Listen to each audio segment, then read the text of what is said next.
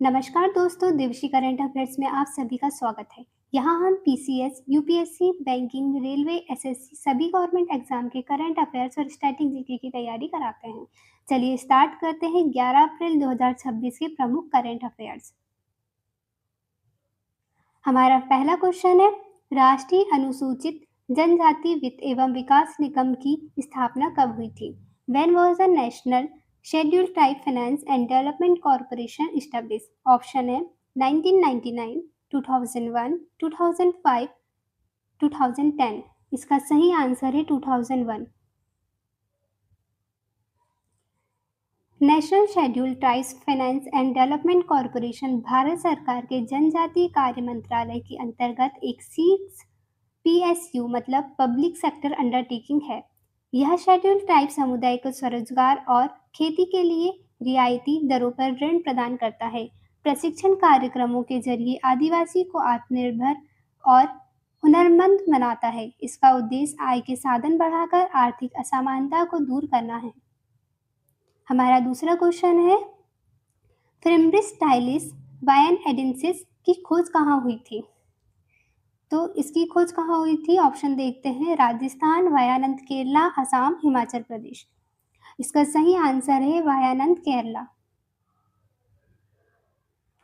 हाल ही में वैज्ञानिक ने एक नए पौधे की प्रजाति की खोज की है। यह खोज वायानंद केरला में एक बॉटेनिकल एक्सपेडिशन के दौरान हुई।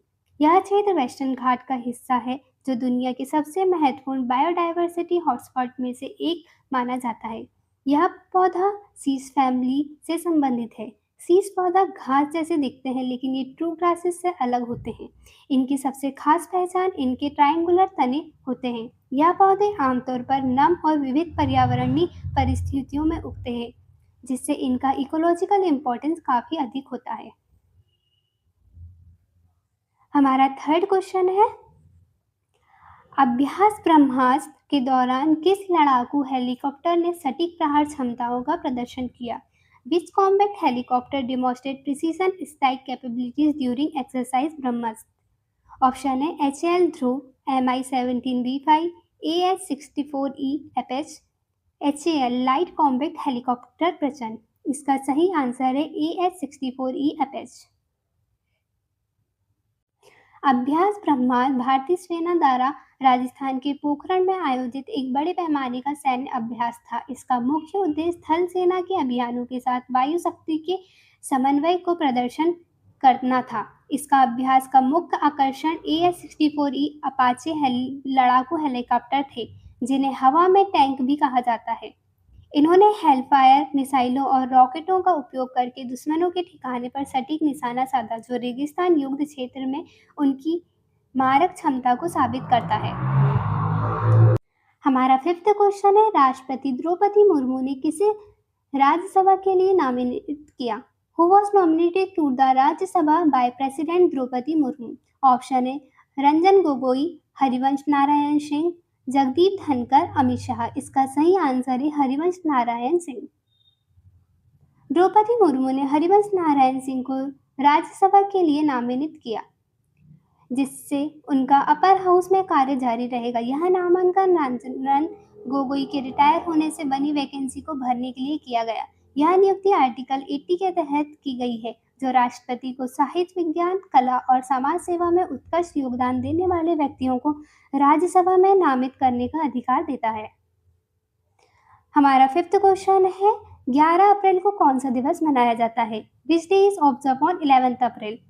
ऑप्शन है world health day, world Parkinson day, earth day, world diabetes day. इसका सही आंसर है वर्ल्ड पार्किंसन डे। 11 अप्रैल को वर्ल्ड पार्किंसन डे मनाया जाता है, जिसका उद्देश्य पार्किंसन डिसीज के प्रति जागरूकता फैलाना है। यह एक तंत्रिका तंत्र से जुड़ी बीमारी है जिसमें व्यक्ति को हाथों में कंपन, शरीर में जकड़न और संतुलन बनाए रखने में कठिनाई होती है। यह दिन प्रसिद्ध वैज्ञानिक जेम्स पार्किंसन की जयंती के रूप में भी मनाया जाता है। इस अवसर पर लोगों को समय पर पहचान, सही इलाज और रोगियों को सहयोग देने के लिए प्रेरित किया जाता है, ताकि उनकी जीवन गुणवत्ता बेहतर हो सके और समाज में जागरूकता बढ़े। हमारा सिक्स्थ क्वेश्चन है, कौन से नेता हाल ही में 20 से अधिक वर्षों के अंतराल के बाद राज्यसभा में वापस लौटे हैं? Which leader recently returned to the Rajya Sabha after a gap of more than 20 years?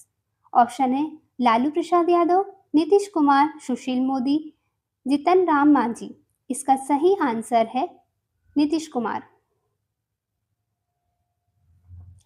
Janata Dal के नेता नीतीश कुमार ने 2 दशकों से अधिक समय के बाद राज्यसभा सदस्य के रूप में वापसी की है।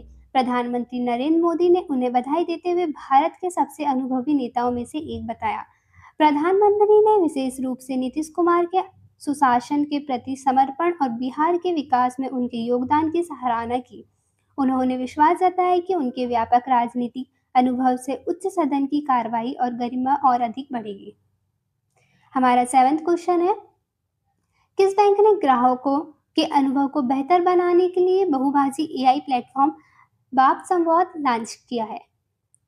Which bank has launched the multilingual AI platform BOB संवाद to enhance customer experience? Option है State Bank of India, Punjab National Bank, HDFC Bank of Baroda. इसका सही आंसर है Bank of Baroda. Bank of Baroda ने बॉब संवाद नाम के एक उन्नत बहुभाषी एआई प्लेटफॉर्म लॉन्च किया है। इस पहल का मुख्य उद्देश्य कई भारतीय भाषाओं में सहायता प्रदान करके ग्राहक सेवा को बेहतर बनाना है। आर्टिफिशियल इंटेलिजेंस का उपयोग करते हुए यह प्लेटफॉर्म ग्राहकों को उनकी पसंदीदा भाषा में बातचीत करने और समस्याओं का समाधान पाने की सुविधा देता है, जिससे बैंकिंग अनुभव अधिक व्यक्तिगत और सरल हो जाता है। हमारा 8वां क्वेश्चन है, दुनिया का पहला commercial upper 6 gigahertz internet network किस देश ने लॉन्च किया है? Which country has launch the world first commercial upper 6 gigahertz internet network? Option है India, United Arab Emirates, America, China. इसका सही आंसर है यूनाइटेड अरब एमिरेट्स। यूएई ने दुनिया का पहला कमर्शियल अपर इंटरनेट नेटवर्क लॉन्च करके एक वैश्विक उपलब्धि हासिल की है। यह उन्नत तकनीकी अल्ट्रा फास्ट इंटरनेट स्पीड प्रदान करती है और तेज डेटा ट्रांसफर सुनिश्चित करती है। अपर 6 गीगाहर्ट्ज स्पेक्ट्रम का उपयोग करने से नेटवर्क की क्षमता बढ़ती है और देरी कम होती है, जो अगली पीढ़ी के दूरसंचार बुनियादी ढांचे में यूएई को अग्रणी बनाता है। हमारा 9वां क्वेश्चन है, महिला एवं बाल विकास मंत्रालय द्वारा 8वां पोषण पखवाड़ा कब से कब तक मनाया जा रहा है? From when is the 8th पोषण पखवाड़ा being celebrated across India by the Ministry of Women and Child Development? Option है 15 से 30 अप्रैल 2026, 15 से 30 मई 2026, 9 से 23 अप्रैल 2026, 5 से 20 जून 2026। इसका सही आंसर है 9 से 23 अप्रैल 2026। पोषण पखवाड़ा का आयोजन ministry of women and child development द्वारा किया जाता है, जिसका उद्देश्य देश में पोषण स्तर को सुधारना और लोगों को स्वस्थ आहार के प्रति जागरूक करना है।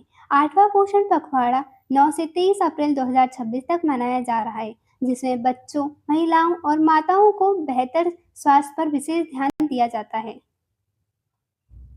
हमारा 10th क्वेश्चन है, किस राज्य सरकार ने कैंसर को नोटिफाइड बीमारी घोषित किया है? Which state government has declared cancer a notifiable disease? Option है तेलंगाना, हरियाणा, उड़ीसा, उत्तर प्रदेश। इसका सही आंसर है तेलंगाना। तेलंगाना सरकार ने कैंसर को नोटिफाइबल डिसीज घोषित किया है, जिससे सभी मामलों की रिपोर्टिंग अनिवार्य हो जाती है, जिसका उद्देश्य बीमारी का सही डेटा जुटाना, समय पर इलाज सुनिश्चित करना और बेहतर स्वास्थ्य योजनाएं लागू करना है, ताकि कैंसर नियंत्रण और रोकथाम में सुधार हो सके। फ्रेंड्स, अगर आपको वीडियो अच्छी लग रही है, इंफॉर्मेटिव लग रही है, तो प्लीज़ चैनल को सब्सक्राइब करें, वीडियो को लाइक करें। हम आपको 2 क्वेश्चन होमवर्क देंगे, जिससे हमें पता चलेगा आप क्लास में कितना अटेंटिव थे, और इससे आपका भी टेस्ट होगा कि आपको कितने क्वेश्चन के आंसर याद हैं। एंड प्लीज़ आप ये क्वेश्चन के आंसर हमें कमेंट में बताएं। हमारा पहला क्वेश्चन है, 11 अप्रैल को कौन सा दिवस मनाया जाता है? हमारा दूसरा क्वेश्चन है, दुनिया का पहला commercial upper 6 gigahertz internet network किस देश ने लॉन्च किया है? अगर वीडियो आपको अच्छी लगी हो तो प्लीज़ लाइक करें, चैनल को सब्सक्राइब करें एंड अपने फ्रेंड्स को शेयर करें। Thank you for watching.